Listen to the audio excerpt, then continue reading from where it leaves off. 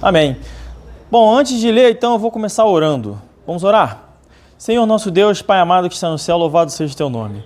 Obrigado, Senhor, por esta congregação, obrigado por este trabalho, obrigado pela nossa reunião aqui hoje, nesse culto, em que nós prestamos ao Senhor, né? Esse culto, que o Senhor receba-o, Senhor. Frutifica a tua palavra em nossos corações, ajuda o mensageiro, que sou eu, a não desviar daquilo que é a tua vontade, a não prejudicar a tua mensagem e abre os corações para que possam receber aquilo que o Senhor tem para dizer a cada um. É isso que eu peço em nome de Jesus. Amém. Amém. E nossas Bíblias já estão abertas aí no livro de 2 Samuel, capítulo 23, versículo 8, que diz o seguinte: estes são os nomes dos poderosos de Davi, que Davi teve. Josebe-Basebete, filho de Taquemone, o principal dos capitães. Este era Adino, o esnita, que se opusera a 800 e os feriu de uma vez. E depois dele, Eleazar, filho de Dodó, filho de Aoi, entre os 3 valentes que estavam com Davi, quando provocaram os filisteus que ali se juntaram à peleja e quando se retiraram os homens de Israel. Este se levantou e feriu os filisteus até lhe cansar a mão e ficar a mão pegada à sua espada. E naquele dia o Senhor efetuou um grande livramento, e o povo voltou junto dele somente a tomar o despojo. Depois dele, Samá, filho de Agé, o Ararita, quando os filisteus se ajuntaram numa multidão, onde havia um pedaço de terra cheio de lentilhas, e o povo fugira de diante dos filisteus, este, pois, se pôs no meio daquele pedaço de terra, e o defendeu, e feriu os filisteus, e o Senhor efetuou um grande livramento. Também 3 dos 30 chefes desceram e no tempo da cega foram a Davi à caverna de Adulão. E a multidão dos filisteus acampara no vale de Refaim. Davi estava então num lugar forte e a guarnição dos filisteus em Belém. E teve Davi desejo e disse: quem me dera beber da água da cisterna de Belém, que está junto à porta. Então aqueles 3 poderosos romperam pelo arraial dos filisteus e tiraram da cisterna a água de Belém, que está junto à porta, e a tomaram e a trouxeram a Davi. Porém, ele não quis beber, mas derramou-a perante o Senhor. Que o Senhor, então, abençoe a leitura dessa palavra. Pedir para as crianças prestarem atenção na mensagem, procurar não se distrair. Hoje, essa mensagem ela é particularmente muito especial. É motivo de muita alegria a mensagem de hoje. Por quê? Porque esta semana nós completamos 101 pessoas que se converteram ao Senhor. Amém. 101 pessoas que aceitaram a Jesus somente no ano de 2020, fruto deste trabalho nosso aqui. Isso é motivo de uma grande alegria, mas em parte é uma alegria meio ao estilo Peter Pan. E hoje esse é o tema: 101 conversões em 2020 e a alegria do Peter Pan. A nossa meta no início do ano eram 100 pessoas. Quando nós começamos o trabalho, queríamos converter 100 pessoas, levar e ganhar 100 pessoas para Cristo. Ele era o nosso objetivo. Traçamos isso em janeiro. E à medida que o ano foi se desdobrando, pandemia e um monte de outras situações, né, que nós enfrentamos, a gente chegou a pensar que talvez não fosse dar ou que fosse dar, e nós conseguimos antes do final do ano até. Nos meses de abril, maio e junho, nós não fizemos evangelismo por conta do lockdown e por causa de algumas divergências que nós tínhamos com a nossa igreja anterior. E no mês de julho, somente eu e o irmão Zé Renato retomamos o evangelismo. No mês de agosto, no finalzinho de julho e ali em agosto, esse trabalho então foi abraçado pela Igreja Batista Missionária Bom Pastor, através do trabalho do pastor Ismael. Isso eu vou pregar um dia sobre isso, como que Deus agiu milagrosamente sobre isso. Teve que intervir via Estados Unidos para que a gente pudesse então estar fazendo esse trabalho de acordo com a Bíblia, que é a palavra de Deus. Muito bem, e alguns dados relevantes eu vou trazer sobre este ano na vida da nossa igreja aqui, nós que estamos aqui reunidos. Algumas pessoas que foram salvas, ou seja, pessoas que confirmaram presença no jantar celestial, receberam o convite, aceitaram o convite e vão estar juntos conosco no céu, quando chegar o dia do julgamento, todo mundo num grande banquete, que é o que diz lá. Algumas dessas pessoas são quebras de paradigmas. Eu vou dar alguns exemplos. Um dos meus melhores amigos de infância, que eu conheço desde os meus 8 anos, mais ou menos, talvez até um pouco antes. Amigo de infância, cresceu comigo, o qual eu me converti novo, então eu tinha mais ou menos 18, 19 anos quando me batizei, me converti, mas demorei muito tempo para viver uma vida cristã. E esse meu amigo viveu todo esse período da minha vida comigo, é meu amigo até hoje. E ele viu aquilo que eu aprendi, que seria o pior que se poderia fazer com alguém que não é cristão, que é dar um mau testemunho. Eu tive uma vida de mau testemunho junto com ele, ao ponto que eu achava que não seria possível, que ele nunca ia me ouvir, nunca ia aceitar o meu evangelho, porque eu não vivia aquilo que eu acreditava. Enfim, e este ano, num belo dia, no meio do lockdown, num momento mais confuso, peguei minha Bíblia, fui até a casa dele, li a Bíblia e ele aceitou a Jesus. Amém. O que nos mostra que não depende do meu testemunho. Ele ajuda, ele é bom, mas depende da palavra de Deus. A fé vem pelo ouvir. Então, quando você prega a palavra de Deus, a pessoa manifesta, o Espírito Santo possibilita a ela que ela aceite a Jesus. E esse meu amigo aceitou a Jesus. Vai estar comigo nesse banquete. Aceitaram a Jesus este ano de 2020, a minha cunhada está aqui com a gente. Os 2 filhos da minha cunhada, depois, mais tarde, aceitaram também a Jesus. Amém. O noivo da minha cunhada aceitou a Jesus. A sogra do irmão Zé Renato está aqui com a gente, dona Delcimar aceitou a Jesus também. Amém. Alguns vizinhos, um deles está aqui também, aceitou a Jesus.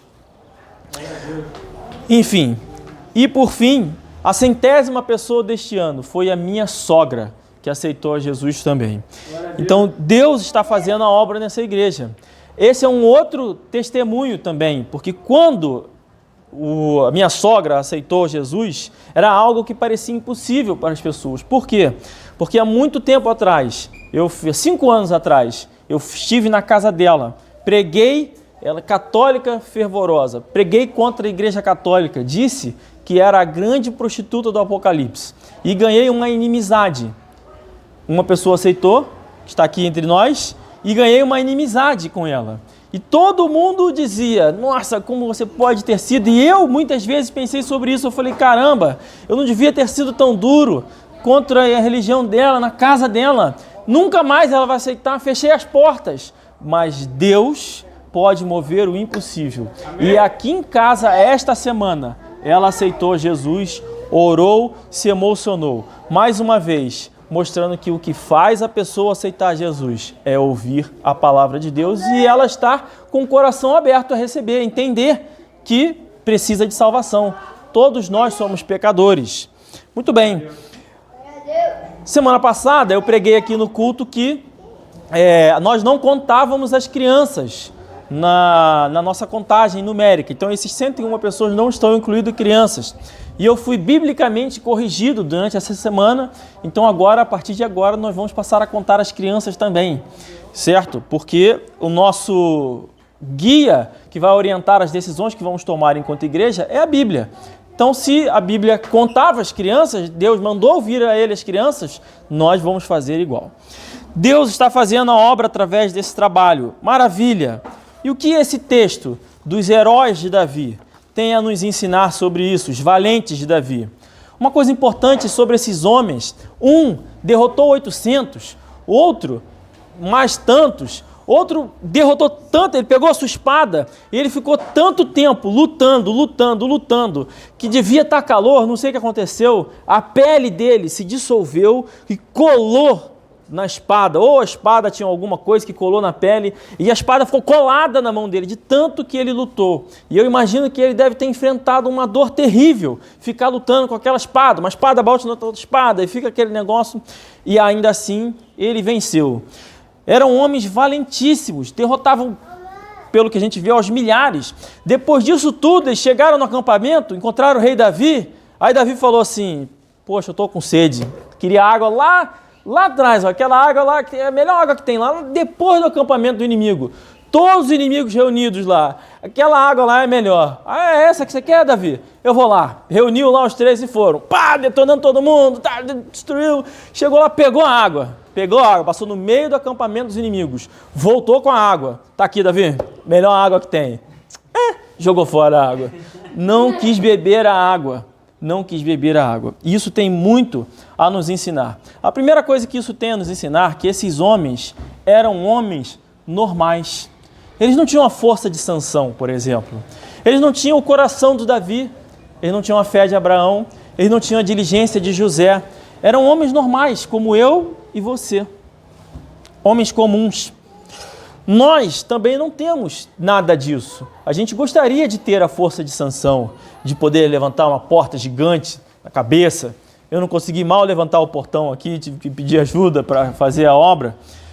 A gente gostaria de ter essa força. A gente gostaria de ser pessoas especiais. E nós olhamos para nós mesmos e pensa o seguinte, olha, eu não sou esse padrão bíblico, eu não sou esse marido excelente o suficiente, a esposa perfeita, eu não sou um grande pai, uma grande mãe. Às vezes a gente pensa que não está preparado, muitas vezes eu olho para a minha vida, eu vejo os desafios que eu tenho, obra em casa, 7 cachorros, ajudar o cachorro a parir lá os filhotes, criança fazendo homeschooling, eu vejo tudo isso, 3 filhos pequenos, e eu fico pensando, será que 2 faculdades, época de prova, cuidar de fazer os sermões, levar a palavra, evangelizar, visitar os casais da igreja, eu penso, é muita coisa. Eu não sou capaz, eu penso isso às vezes e muitas vezes eu acabo orando, peço a Deus algo inspirador, na esperança de que um estalo vai acontecer, um passe de mágica vai me transformar num valente de Davi. E eu vou fazer tudo o que eu tenho que fazer, e vou ganhar, e vou vencer, e tudo mais. E quando eu penso nisso, eu pensei, não, mas, poxa, 101 conversões, graças a Deus, e graças a Deus mesmo, é motivo de festa. Mas essa alegria durou pouco. Porque uma coisa eu tenho que ser bem sincero, não tem nada legal, não tem nada ok em fazer um trabalho medíocre. Não tem nada ok nisso. Mas 101 pessoas no meio da pandemia é um trabalho medíocre. Como assim? Nós vivemos em uma sociedade totalmente, absolutamente nivelada por baixo. Uma sociedade que está, na verdade, abaixo daquilo que seria o medíocre. As pessoas só querem ter paz. Falam, não, eu quero ter paz na minha casa, eu quero ter paz no meu casamento. Eu saio de um relacionamento, vou para o outro, e o problema é o outro, O problema é sempre o outro. As pessoas querem ser felizes. Querem ser felizes. Nós ensinamos isso para as pessoas. Eu lembro de um caso, aqui em casa, uma mãe que estava aqui nos visitando, fez um negócio para o filho, uma cabana. E quando acabou, o filho disse, não estava do jeito que o filho queria, e o filho disse, mãe, você não está me fazendo feliz. E a mãe falou, não, meu filho, por quê? Eu fiz isso, eu fiz aquilo outro. Nós estamos ensinando a ser medíocre, a buscar essas coisas. Nós estamos formando uma sociedade totalmente patética, de gente carente. As crianças fazem, às vezes, algo totalmente estúpido para nos chamar a atenção e nós dizemos, muito bem, meu filho, que lindo rabisco em forma de qualquer coisa que você está chamando de desenho. E a criança entende que ela vai ganhar o parabéns fazendo nada. Vai ganhar o parabéns, vai ganhar o conforto, vai ganhar o alento fazendo o mínimo. Então, quando uma igreja ganha 101 almas para Jesus no ano de pandemia, parece muita coisa. Parece tanto quanto as crianças pedirem para achar, que acham, As crianças perdidas acham o Peter Pan um grande herói. Parece muito, porque é melhor você ser o rei, o grande rei dos meninos perdidos, do que não ser ninguém em lugar nenhum. Então a gente olha para isso e fala, não, uma igreja está ganhando 101 almas é muita coisa. Por quê? Porque a maioria das igrejas não estão ganhando almas nenhuma, não estão fazendo nada, estão cuidando apenas de manutenção, preocupadas com presença em igreja e tudo mais, e não estão fazendo evangelismo. Mas a verdade é que Peter Pan não é um grande herói. O grande herói da história de Peter Pan é o Andy, é o pai da Wendy, que se sacrifica todo dia para levar o pão para casa, que vai lá, que luta, que é humilhado no trabalho, continua indo trabalhar, tudo isso. O que ele nos ensina também? Ele abraça o sacrifício, abraça a dificuldade e não para. O caminho mais fácil é fugir da realidade e chegar aos 30 anos sonhando com um pozinho mágico em governar os meninos perdidos e nunca assumir a sua realidade adulta. As crianças vão ficando crianças com 30, com 40 anos. Os verdadeiros heróis, como o texto lido, não param quando estão cansados, porque eu tenho certeza de que aqueles homens cansaram e não pararam. Eu tenho certeza que foi difícil lutar com uma espada colada na sua mão, mas eles não paravam. Eles não param quando estão cansados. Os heróis não param quando estão cansados. O herói para quando termina o que tem que fazer. Eu tenho certeza absoluta que aquela pele, no calor da batalha, doeu e ele não parou. É mais ou menos como Dory encaminhando o Nemo, procurando o Nemo. Continue a nadar, e é sobre isso que nós estamos falando hoje. Não dá para parar para descansar a mão. Não dá para parar para ficar distraído o tempo todo, vendo televisão, jogando videogame, brincando com a boca. É preciso fazer o seu melhor o tempo todo. O tempo todo. Glória a Deus. Vou falar uma coisa para vocês aqui bem séria. Não existe paz no casamento. Não existe. Não existe felicidade no emprego, não existe sucesso financeiro, não existe saúde, não existe feijões mágicos. Ninguém vai pegar um feijão, jogar e vai crescer e vai nos dar uma galinha de ovo. Isso não existe nada disso. Não existe os outros serem culpados dos nossos problemas. O que existe é trabalho duro, é engolir sapos, encarar o mundo real e seus problemas. Tudo na nossa vida nos distrai e nós ficamos confortáveis. A vida nos leva para o conforto. A gente quer sempre buscar o conforto. Nós somos o país que busca estabilidade no emprego. Pensa bem. Se você vai numa entrevista de emprego, como é que você vai se preparar para ela? Você vai no dia anterior escolher a sua roupa, guardar ela, separar direitinho, vai arrumar tudo na sua casa para você não ter distração, você tem que chegar cedo, se você chegar atrasado você vai perder o emprego. Você vai se preparar para aquele evento, entrevista de emprego. E você vai ganhar o seu emprego. Você vai lá, você faz o seu melhor. Você apresenta para o seu entrevistador o melhor de você. Aí você entra no emprego. E você consegue o emprego. Maravilha, tudo bem. Mas passados meses, aí você começa já a chegar um pouco atrasado. Começa a não separar a sua roupa no dia seguinte. Porque nós buscamos sempre o conforto. A gente nunca quer estar o tempo todo oferecendo o nosso melhor. Mas é assim que a gente tem que viver. O tempo todo oferecendo o nosso melhor. Amém. O mundo da terra do nunca, na vida que vivemos, faz a gente pensar. Olha, eu estou dirigindo um trabalho que ganha 101 almas por ano. Beleza, tá bom. Está tudo bem dar 10 minutos de atenção aos meus filhos e deixar eles na frente da TV, o celular ou qualquer outra coisa o resto do dia, destruindo o potencial. Nossos filhos, nossas crianças, eles são potenciais. Você olha para ele e vê os potenciais que ele tem e se você prestar atenção o suficiente, você consegue perceber o quanto a gente destrói os potenciais dos nossos filhos. Está tudo bem fazer qualquer comida para a minha família. Está tudo bem, eu já vou ao culto todo domingo. O que eu vou fazer mais? Já vou no culto. Isso é muito. É maravilha, eu já leio um capítulo da Bíblia por dia. Isso quando lê. Não, já é incrível que eu vá evangelizar 1 hora por semana. Tá bom, eu vou estudar para a faculdade aqui 20 minutos. Estudar 20 minutinhos já está mais do que suficiente. A gente se acostuma a ser medíocre, a desistir em meio às dificuldades. A nossa carne vai querer nos acomodar. O diabo vai dizer que você já faz muito. Você já faz muito por essa esposa. Você já faz muito por esses filhos ingratos. E você começa a alimentar isso na sua cabeça. E toda a sociedade ao nosso redor acaba se transformando num bando de crianças buscando se afagarem uns aos outros e receberem parabéns sem fazer absolutamente nada. Nós somos a geração que não pode acabar com a autoestima de ninguém. Autoestima. Tem que gerar autoestima, fomentar autoestima. E o que significa a palavra estima? Estima é admiração. Admiração e respeito que alguém sente por outro alguém. Quando você diz que você precisa ter autoestima, significa que você precisa olhar para o espelho e se admirar. Isso aí. Autoestima. Sem merecer, sem fazer nada para conquistar, se admirar. É autoestima, geração da autoestima. A geração que não pode falar nada para diminuir a autoestima de ninguém, seja quem você é, se aceite da forma como você é, se ame como você é, se arruma não, você é lindo desse jeito, sujo e tal, e vai para a rua sujo. Não, não é isso. Pensa em quem você pode ser no futuro. Que as crianças pensem isso. Pensem em quem vocês querem ser no futuro. Pensem em quem vocês podem ser no futuro. E os adultos também.